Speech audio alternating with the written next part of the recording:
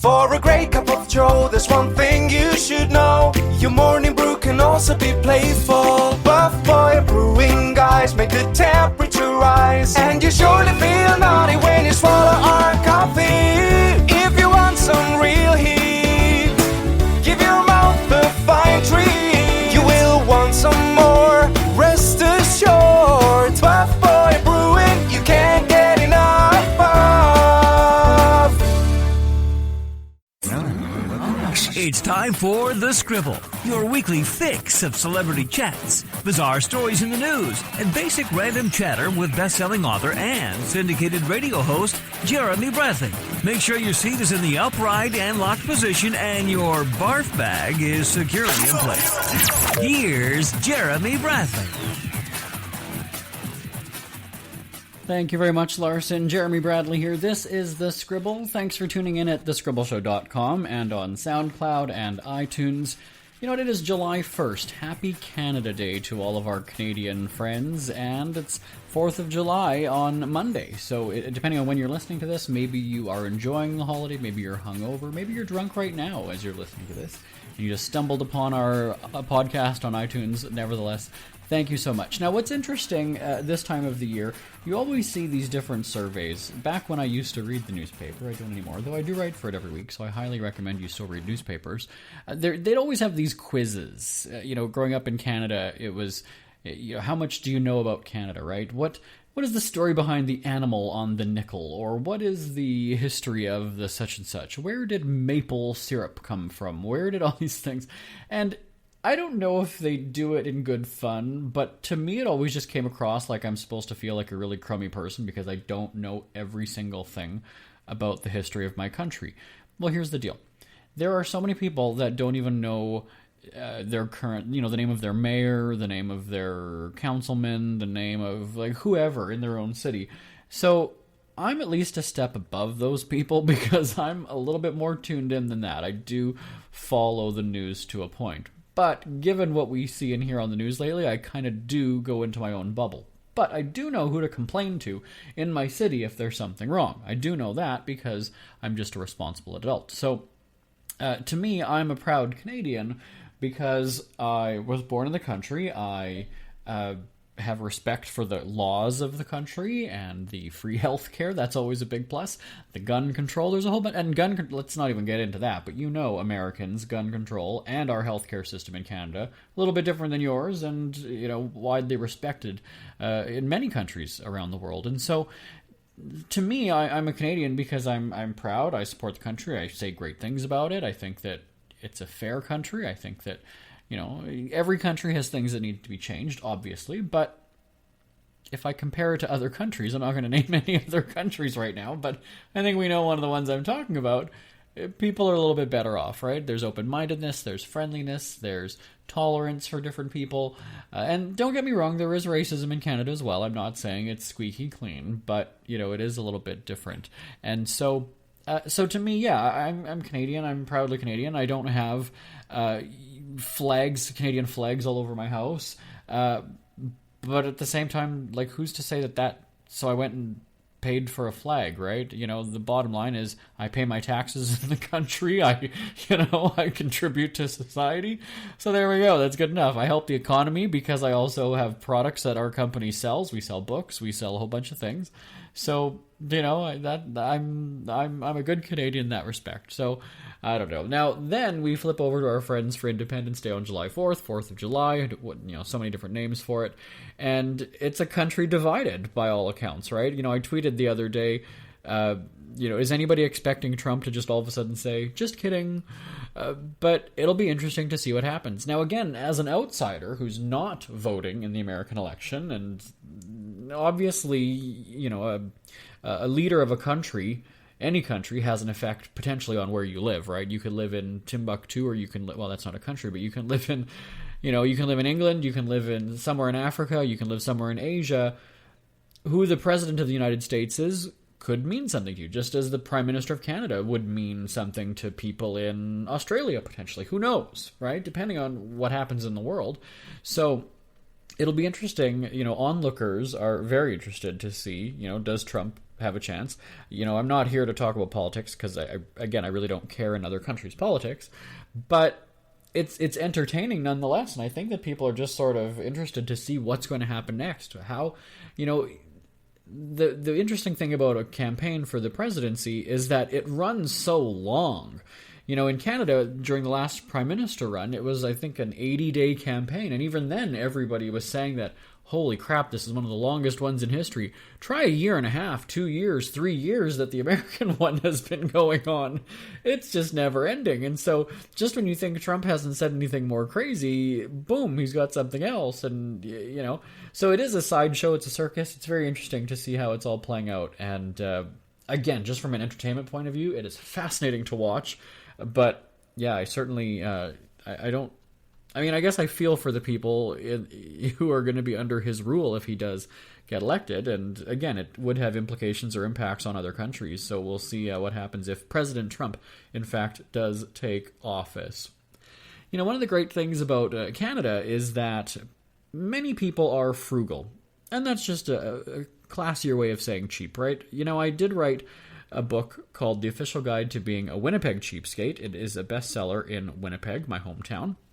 And we did a spin-off book called The Official Guide to Being an American Cheapskate, just because we figured, if we market a book about Winnipeg to American readers, they probably won't buy it or not be interested. So it's the exact same book, just a different name, and so we jazzed it up a little bit, and we've rebranded it and remarketed it for our Yankee friends.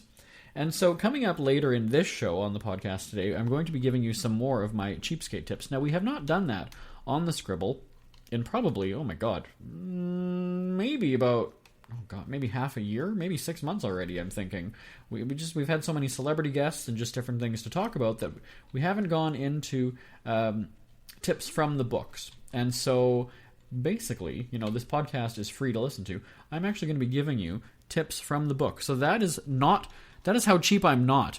If I'm actually wanting people to pay for the book, yet here I am about to be giving you free tips, word for word, verbatim from the book, you might want to take some notes and you might want to jot this stuff down, because that's how much of a cheapskate I'm not. When I've done book signings for the title as well, people always think that they're the first one to come up and ask for a discount, and I kind of just like, I've heard that before.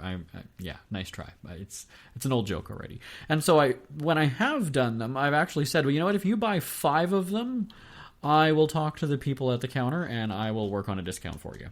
But at that point, it's not up to me to give you a discount, because these are the store's books. They're not mine at that point anymore. So I really have nothing to do with it. But if people stop me on the street or ask me, I will certainly say I will give it to you for no tax. There you go. So it is technically cheaper than getting it in the store. I will sell it to you for no tax right now. All right. So again, get a pen and paper ready. Actually, we're not on the radio. This is a podcast. You can stop it whenever you want. Stop the podcast, go get a pen and paper, or even order the book on Amazon or at cheapskatebook.com. And we're going to be talking about coupons. We're going to be talking about just every little bit counts. There's a chapter in the book that I just talk about little things that I've done around the house that really have made a difference in reducing my expenses. So we'll talk about that as well. And then how you can have weekends on the cheap, right? Holiday weekend is here. And, if you're just sitting at home or listening to podcasts, well, one, that's a very cheap way to spend the weekend. Kudos to you. But just a bunch of ideas as to how you can have a fun and a creative weekend on the cheap. So that is coming up. And again, it's brought to you by cheapskatebook.com. Check out the official guide to being a Winnipeg cheapskate, or the official guide to being an American cheapskate at thecheapskatebook.com, or on Amazon, iTunes, and a whole bunch of other online bookstores. And we'll be back with those tips right after this. Isn't it crazy that you wait for payday, but before you know it, you're strapped for cash again? It's time to stop blowing your money and become a smart spender with the book, The Official Guide to Being an American Cheapskate, at cheapskatebook.com. Learn simple ways to cut costs at home every day and during special times of the year. Don't go broke at Christmas. Don't remortgage the house for a fancy vacation. The book is filled with tips to save you money throughout the year. Check out the best-selling book, The Official Guide to Being an American Cheapskate, at cheapskatebook.com or on Amazon and iTunes. Cheapskate Checkpoint on the Scribble, brought to you by cheapskatebook.com. If you're a stupid spender, become a genius saver at cheapskatebook.com. Here's best-selling tight-ass Jeremy Bradley. You freak. Your salary isn't going up, but the cost of gas and groceries is. What do you do? The kids have to eat and you have to get to work. Aside from starving yourself to ensure you can feed your children, there are things to consider when hitting the supermarket. What I did first when I moved out on my own was load up on groceries and fill the fridge and cupboards. I was an ambitious grocery shopper, only to have much of the food go to waste since I didn't eat it fast enough. Now I make sure I eat everything in the kitchen before shopping for more. It is easy to have a freezer full of food and go shopping for more when you still haven't eaten what you bought weeks ago. Damn those cravings, hey? I make sure there's no food in the freezer when I visit the store. This forces me to eat what I already bought, but also punish me for buying the things I did not want to eat in the first place. And I'm too stubborn to throw out perfectly good food, so I am bound to eat it anyway. With the cupboards bare and the fridge echoing when you open the door, it is the perfect time to stock up. Coupons, coupons, coupons. 50 cents here, buy one get one free there. It adds up over the course of a year. Think about it. If you grocery shop once per week and use 5 coupons and you save $5 every time, that's a savings of $260 over the course of a year. It might not seem like much, but once you get into the habit of saving, you'll be excited about finding the latest deals so you can hang on to your money. Now, when it comes to coupons, it's worth asking if a store will accept a competitor's coupons. Lots of stores match a competitor's price, but what about accepting the competitor's coupons? Ask around and you'd be surprised how many stores will do it. Grocery stores often run the same specials on a rotation. If crackers were on sale last week, chances are if you wait a few more weeks you'll catch another great sale, if not the exact same one. A lot of times we are enticed to buy in multiples. You've seen the signs. 2 for $5. But if you don't need 2, find out if the individual price is still discounted. Oftentimes it is. Most of the time the store is banking on you getting suckered into buying more, but now you know better. Buying items on sale and storing them, freezable items, canned goods, will benefit you in the long run. When cans of soup are on sale, I stock up even though I don't eat soup very often. But when I get sick, I know I will have food to get me through the tough time. Fresh chicken can be expensive, but buying a big box of frozen chicken breasts can be much cheaper. Taking it one step further, if the store sells a bag of frozen chicken breasts, look for a larger box of it. I recently saw a 2-kilogram bag of chicken breasts for $22. Just down the aisle on a bottom shelf was a white box with no flashy label or packaging. It was a 4-kilogram box of the same thing for $26. I got double the amount of chicken for an extra $4. Thankfully, I love chicken, so it's not that I was buying a larger quantity simply because it was cheap. Now watch for markdowns. Just the other day at the store, I noticed big blocks of cheese were marked down. I checked the best before date, and it was 2 months away. I asked the cashier why it was marked down, and she said it was an overstock shipment, and they tossed it in the dairy case to be cleared out. I saved $4 on it because the store had too much. Make it yourself. As I already mentioned, ordering a pizza or even buying a ready-made pizza can set you back a fair bit. Buying your own fresh ingredients can be cheaper. Making a vegetarian pizza and having the leftover veggies used with dip the next day is making the purchase last longer than the one pre-made pizza you bought from the store. How often do you get the craving for a juicy burger or fries from a fast food joint? It happens to me all the time, but getting a big bag of potatoes and making the fries yourself is fun and cheap. Whether you get a fry cutter or slice up the taters by hand, you can have a lot more and pay a lot less. If you boil the oil on the stovetop or have a deep fryer, you can easily replicate the fast food feel by taking a bit of extra time to make it yourself. I also asked around about people's daily habits. That kick of coffee to jumpstart your morning seems to be a common trend. Fortunately, I am not a coffee drinker. I've actually never had a sip of coffee in my life. But that fancy $4 Java in the morning adds up to roughly $1,000 per year with a stop at the store on the way to work in the morning.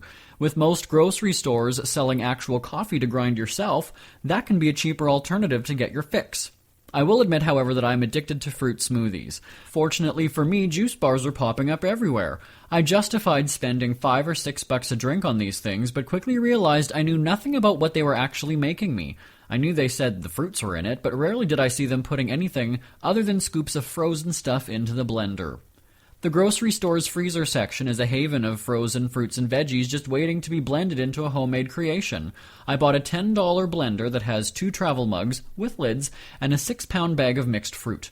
For the $12 bag of fruit, I ended up getting nearly 2 weeks of morning smoothies. Like I said before, I'm not much of a cook, and I used to be the type of person who would just buy it already made because it was easier. After getting beyond that reluctance, it actually became fun to create new flavors, and I knew there was no sugar or gross additives in the drink, and it was 100% healthy. There's a growing number of bottled water products on store shelves. There are entire stores that sell water. Here's another admission from me. I was a water snob who insisted on having a water cooler and wouldn't drink tap water. I would have 4 jugs of water delivered at a cost of just over $30. People said I was crazy, but I figured I was better than them since I wasn't drinking that disgusting tap water. When I felt the financial pinch in my pocketbook, my water ordering stopped and the cooler went dry. Adding to my reassurance that tap water is okay was a visit to my parents' house. My mom offered me a bottle of water, not a brand name, just a random no-name product, and it tasted no different than tap water. At the time, I told her to buy a water cooler since it was cheaper and produced less waste by not having to get rid of the little plastic bottles all the time. With a little bit of thought, I realized that it wasn't the water cooler that made the water taste different, it was just the mentality. I also had an idea for those empty water bottles to be reused instead of getting shipped away and recycled. After thoroughly washing them, fill them with water and keep them in the fridge. When you have company over and they ask for a bottle of water, get it for them and twist off the cap while talking at the same time so they don't notice it didn't make that new bottle cap opening sound. In the case of my mom's bottled water, it could very well have been tap water just disguised in a commercial product's bottle. Know how much you are buying and prepare accordingly, meaning bring enough shopping bags and also ensuring you have enough space for everything you buy. It's happened before where my small freezer was already full and I showed up with more stuff and had to quickly eat a bunch of things just to make room in the freezer. But if you use the empty kitchen technique where you only shop when you have no groceries, this shouldn't be a problem. Make your list, check it twice, bring a calculator. Smart shopping saves you money. It's never too early to start thinking about your next holiday. Have you checked out Mexico recently? From tequila tasting, swimming with horses, to ziplining through the jungle and watching whales and dolphins in their natural habitat, Puerto Vallarta has it all. Visit mexico.jbonair.com to see all the fun PV has to offer. That's at mexico.jbonair.com for hundreds of photos, interviews, and videos from around the tourist hotspot. Check out mexico.jbonair.com for all the fun. That's mexico.jbonair.com. Cheapskate Checkpoint on the Scribble, brought to you by cheapskatebook.com. If you're a stupid spender, become a genius saver at cheapskatebook.com. Here's best-selling tight-ass Jeremy Bradley. You freak. The most expensive time of the week for some, weekends. Weekends are a wallet buster, or at least a wallet emptier, but weekends can be incredibly cheap and extremely fun when you involve some creativity. There's nothing wrong with saving up and having a lavish weekend of pampering and extravagance. Maybe it is during a holiday weekend or a birthday or an anniversary. Remember, not every weekend has to have the glitz and glamour of a Hollywood lifestyle. Whether you are a single, a couple, or a couple with kids, there are things you can do to save money and still have a good time. And as dopey as some of the ideas might seem now, give them a shot and then see if you've changed your opinion. One of my favorites is to make pizza. Sure, it might sound simple, but when you think about how much it costs to order a pie loaded with the toppings and have it delivered, especially when you're feeding more than one person, it can easily cost $20 or even $50 thanks to delivery and debit card fees. Stores have do-it-yourself kits. For $5, I get 2 pizza crusts and packages of sauce, and I can run wild buying fresh toppings and cheese to have pizza night. All told, 2 pizzas cost about $8 to make. Now, that Friday dinner is taken care of. What's the entertainment for the night? You can't go wrong with digging out old VHS tapes and watching classic shows you taped years ago. Have a home video to watch? Remember Aunt Berta's 50th birthday party decades ago? Put that on and laugh at the hairstyles and clothes from back in the day. Talk about priceless. And while you're at it, convert those VCR tapes into digital files. There are free programs online that can help you with that. So, you fell asleep in the living room watching videos and wake up Saturday morning. Breakfast might be that leftover pizza. Okay, it's not the healthiest choice, but it's the weekend, so why not? Ease into the day taking care of the little household chores you've been putting off, that kitchen cupboard door hanging by one hinge. Dig out the screwdriver. It's a quick fix anyway. The laundry you didn't fold a few days ago is waiting for attention. Remember that picture you bought that you never did hang up? There's no better time. Once you get into a fix-it cleaning mode, you might be on a roll and keep going. It's amazing how Saturday afternoon can be dare I say it, productive. And for supper, you can't go wrong raiding the produce section for fresh veggies and some low-fat dip and cheeses and having a mini buffet of healthy goodness. Think of all those people hitting up the ATMs for a stack of 20s for bad food and watery booze at the bar. What's the plan for Saturday night? While others are hitting up a club and going dancing, why not dust off the tapes or CDs and have a homemade dance party? Seriously, it can be great fun and cheap, remember, to entertain yourself and dim the lights or turn them off altogether and have some flashlights around the room and make your own club. Quit laughing at the idea, because before you know it, you'll be remembering all the classic songs that you used to love and work up a sweat dancing for hours.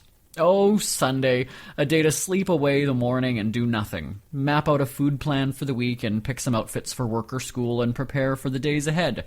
Check in with the world on Facebook and make up a glamorous story about how you spent your weekend and get the conversation going. Sure, spend a few hours sitting in front of the computer. After all, you stayed away from it the whole weekend, right? If the weather is nice, go for a walk. You might be surprised the different parts of the community you discover when you go exploring. Oftentimes there's a hidden park tucked away amongst the streets and houses. Kids will be getting exercise, the dog will be chasing the ball you're throwing across the field, a very active time for the whole family. Monday rolls around and the water cooler talk is about how messed up the people got on the weekend, and you have a smile because you saved money, had a good time, and didn't face any embarrassment with drunken pictures posted online. Cheap weekends really can be fun. Who are the Kardashians feuding with now? What did that little thug Justin Bieber do this time? Who's getting hitched? And who's headed for Splitsville?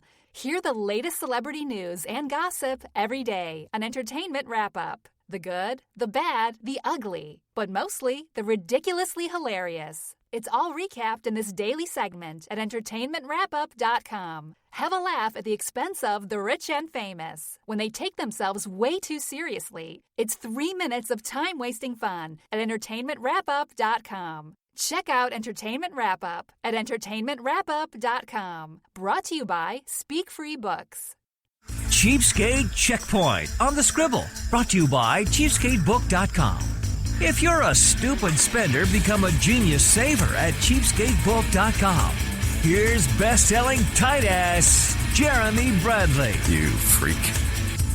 When you are living on your own with no roommates, no spouse, no one else supporting the household, it means you take control of the finances and expenses and do what you can to cut costs. It took me a year of living in my house before I figured out tricks and tidbits to leave more money in my bank account. The first instinct when moving into a new place is to load up on furniture and fill every corner of your home. I purposely did not do this, knowing I wasn't sure how my finances would be once I was on my own. Even 4 years after moving into my house, there are still lots of empty areas because I don't need to have a living room, and a rec room, and a TV in my bedroom. One friend suggested a sitting room in the loft area upstairs near my bedroom. It sounded great at the time, but then I realized I already had a TV in the living room and I sat there anyway. It would have been an unnecessary expense. Living with a minimalist point of view has saved me a lot of money in recent years. I started out buying lots of groceries, even a coffee maker for when company visits, yet I quickly scaled back because it got a little out of hand with my ambitious purchases. I don't drink coffee, I rarely have people over, and the coffee maker has sat in its box since I bought it before moving into my house. Yes, 4 years ago. We hear that devices with a clock, TV, computer, microwave, etc. use more energy when in standby mode and not in actual operation. Taking that to heart, and to the extreme according to some, I unplugged the microwave since I use it maybe one time in a month. My computer is unplugged when I am not at home, and every night when I go to bed. On a weekend, I have nothing plugged in my home office. In the living room, I had 2 floor lamps. Each acts as a decoration because neither is plugged in. That's right, they are fully functional, but don't give light since the cords aren't connected to anything. In the summer, when it stays bright until nearly 10 o'clock in the evening, there is no need to have a lamp on when I go to bed before it even gets dark. In winter, it is dark early, but the brightness from the TV illuminates the room, so it helps with the lighting situation. In the cold winter, people have the heat cranked all day. Whether they are there or not, homeowners keep the place toasty warm for their arrival. Electronic thermostats can be programmed to leave the house cool when you aren't around and crank up the heat moments before you arrive. Rather than having a furnace run all day for the comfort of nobody, you will save money only heating the place when you need it. When I bought my house, I was on a provincial hydro program because of the unpredictable cold prairie winter. I paid the same amount every month, and in the summer it would balance out, so I either had a credit in my account or would have to make a payment to cough up the actual hydro usage. It always ended up being a credit for me. The problem with the averaging program was the first year my monthly amount was based on the previous owner's 12 months. It worked out to be $200 per month that I paid for electricity and heat in my house. I was able to bring that down to $160 the next year by using less every month, which lowered the average monthly consumption. The next year it was down to $135 per month when I discovered the programmable thermostat would only be heating the house between 5 o'clock in the afternoon and 10 o'clock in the evening. Otherwise, I wasn't home or I was sleeping. Most people have a temperature preference when they sleep. Some like it hot, some like it cold. If you like it hot, get a fuzzy velour blanket or two. Also, if you have pets, cuddle up against them. A natural fur coat is something to appreciate on a cold winter night. Another cheap alternative to staying warm is to get a hot water bottle. If you are quick to fall asleep like I am, place the bottle on your chest or feet and the water will stay warm until you doze off. Factoring in what it costs to fill a hot water bottle compared to running a furnace all night, you'll quickly see the savings if you adjust your heat source. Saving water was a tough one for me. I love my baths. I can spend hours in the bathtub, refilling it every 20 minutes to have it as hot as possible. I offset that water usage by rarely washing dishes. If it's just me in the house, how much water is it to wash one plate and one set of cutlery, or filling the sink once and going through all the plates in the cupboard before giving them all a good wash? My house doesn't have a low flush toilet. It's still an old clunker that is designed to, figuratively, flush your money down the drain, but rather than having a full toilet tank, I have containers filled with sand taking up space in the back. This prevents the entire tank from filling up with water on a flush and greatly cuts down on the water usage. A gallon here and a gallon there will make a big difference on your next water bill. We hear you chirping. Get scribbling. Tweet up the Scribble at The Scribble Show. Join the discussion with Jeremy Bradley. It's all going down right now on Twitter at The Scribble Show and at thescribbleshow.com. Jeremy Bradley here, back on The Scribble. And yes, we are on Twitter at The Scribble Show, and you can follow along with my tweets at SF Celebwatch. That's at SF as in Speak Free Celebwatch, because, live tweeting all those Bachelorette shows, I do love a good slut-shaming, I do. And Hojo, as I've been calling her, I just don't even know. Somebody's going to get mono or pregnant or something, and I don't know, it's just going to be bad. So, I love tweeting with Bachelor Nation Monday nights as we watch The Bachelorette and then Bachelor in Paradise and all those other Bachelor shows. So if you tune into those shows, definitely follow along, because you're missing out on some very sarcastic, funny tweets. And they're all in fun, right? That's the thing. They're not hate-filled. They're not intended to be, harsh. But I don't know anybody who can take those shows seriously, so I don't, and you shouldn't either. I can't believe it's July already. It seems like it was just Christmas. And then, in a couple weeks we're going to be saying, wow, summer's almost over. Time flew. But I guess that's a good thing, right? They always say that if you have a job where you're sitting and the 8 hours takes forever and you just can't wait to get out of there, that's a bad thing.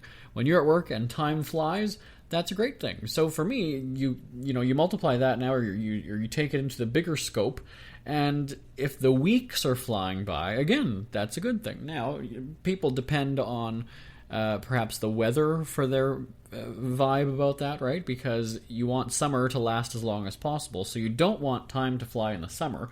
If you have a freezing cold winter where you live, well then yes, obviously you want that to pass as quickly as possible. We can't have it both ways, though. You can't have it every single way that you want it. But anyway, I would love to hear your thoughts and comments, whether it's anything that we've talked about here on the show. Maybe there's a celebrity guest that you want us to talk to, or maybe there's a discussion topic that you want to be part of on this podcast. Well, I'd love to hear from you, so send me an email. The address is live@jbonair.com, live, L-I-V-E, at jbonair.com. And, it's always interesting to have, I don't want to say a debate, but at least, engaging chatter back and forth that might make you think. I don't like challenging conversations where, you're arguing your point and there's disagreements. I prefer people agree with me, but I realize that not everybody does.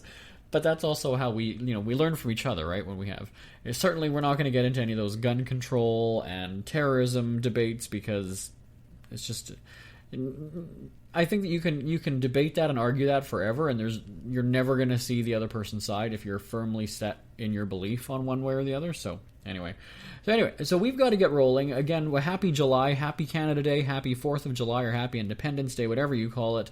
And I will talk to you same time, same place next week. Again, thescribbleshow.com. And if you have not subscribed on SoundCloud and iTunes, I highly recommend you do that. Happy Canada Day and happy U.S. holiday. I'll talk to you next time right here on The Scribble. Bye-bye, everybody. Want more Scribble?